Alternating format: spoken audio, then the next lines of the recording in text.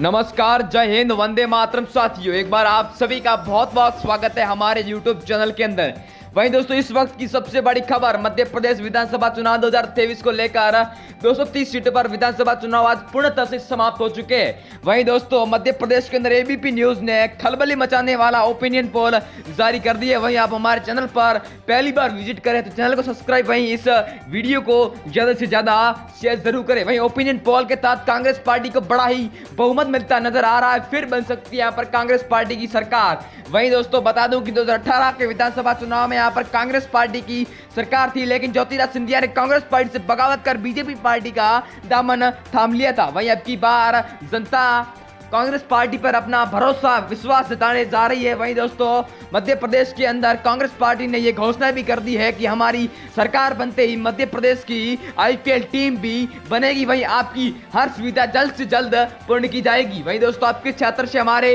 Video को देख रहे वो भी कमेंट बॉक्स में जरूर बताएं। वहीं मध्य प्रदेश के अंदर आपकी बार आपको किस पार्टी की सरकार बनती नजर आ रही है। वहीं आप कांग्रेस पार्टी के सपोर्ट में है तो आई लव कांग्रेस, और बीजेपी के सपोर्ट में है तो आई लव बीजेपी जरूर लिखे। वहीं दोस्तों, बात करी जाए सर्वप्रथम सीट दमोह जिला की, तो दमोह में दोस्तों कुल 4 सीटें, 4 में से बीजेपी पार्टी को 1 सीट, कांग्रेस पार्टी को बड़ा बहुमत मिलता हुआ 2 सीटें और बसपा को अब की बार 1 सीट मिलती नजर आ रही है। वहीं बात की जाए सतना जिला की कुल 7 सीटों पर, तो 7 में से कांग्रेस को यहां पर 4 सीटें मिलती नजर आ रही है। वहीं बीजेपी पार्टी को 2 सीटें, वहीं बसपा को अब की बार 1 सीट का आकलन होता हुआ नजर आ रहा है अब की बार। वहीं बात की जाए जबलपुर की कुल 8 सीटों पर, तो 8 में से कांग्रेस पार्टी को यहां पर 5 सीटें, बीजेपी पार्टी को यहां पर 3 सीटें, वहीं बसपा को अब की बार 0 सीट का आकलन होता हुआ नजर आ रहा है अब की बार। वहीं बैतूल की कुल 5 सीटों पर बात की जाए तो 5 में से यहां पर बीजेपी पार्टी को 2 सीटें, कांग्रेस को बड़ा ही बहुमत मिलता हुआ 3 सीटों का आकलन होता हुआ नजर आ रहा है अब की बार। वहीं बसपा को अब की बार 0 सीटें मिली है। वहीं भोपाल जिला की कुल 7 सीटों पर बात की जाए तो 7 में से दोनों का समांतर सीटों का आकलन होता हुआ नजर आ रहा है, यानी बीजेपी पार्टी को 3 सीटें, वहीं कांग्रेस पार्टी को भी यहां पर 3 सीटें हासिल हुई है, बसपा को 1 सीट प्राप्त हुई है। वहीं दोस्तों, बालाघाट जिला की कुल 6 सीटों पर बात की जाए तो 6 में से बीजेपी पार्टी को यहां पर 2 सीटें, कांग्रेस पार्टी को यहां पर 3 सीटें, वहीं बसपा को अब की बार 1 सीट का आकलन होता हुआ नजर आ रहा है अब की बार। वहीं दोस्तों, बात की जाए अगली सीट सिवनी जिला की कुल 4 सीटों पर, तो 4 में से दोनों यहां पर दोनों को समांतर सीटों का आकलन होता हुआ नजर आ रहा है अब की बार, यानी बीजेपी पार्टी को 2 सीटें, वहीं कांग्रेस पार्टी को अब की बार यहां पर 2 सीटों का आकलन होता हुआ नजर आ रहा है। वहीं बात की जाए इंदौर की कुल 9 सीटों पर, तो 9 में से यहां पर कांग्रेस को दिल दहला देने वाले 5 सीटें हासिल हुई है, वहीं बीजेपी पार्टी को 3 सीटें, वहीं कांग्रेस को अब की बार ओनली फॉर 1 सीट का आकलन होता हुआ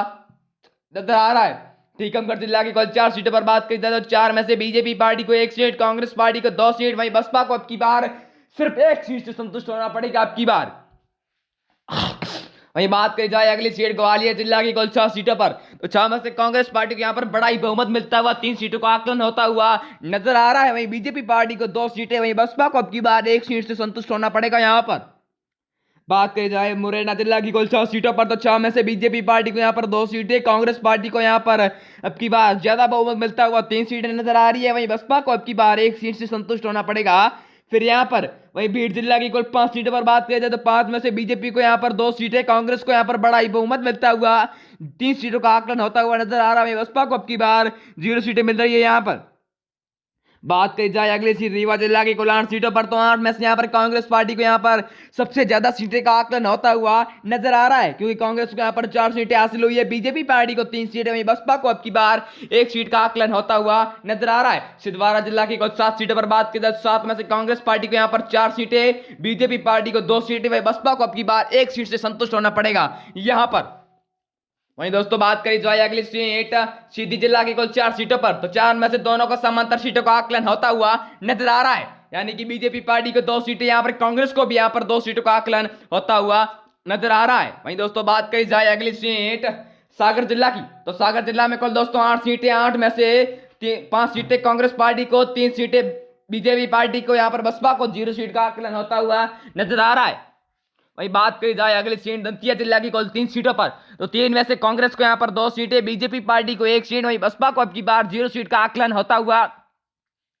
नजर आ रहा है यहां पर। वही दोस्तों, बात करी जाए अगली सीट, वहीं दोस्तों मिलते हैं अगले वीडियो में, तब तक के लिए जय हिंद, वंदे मातरम।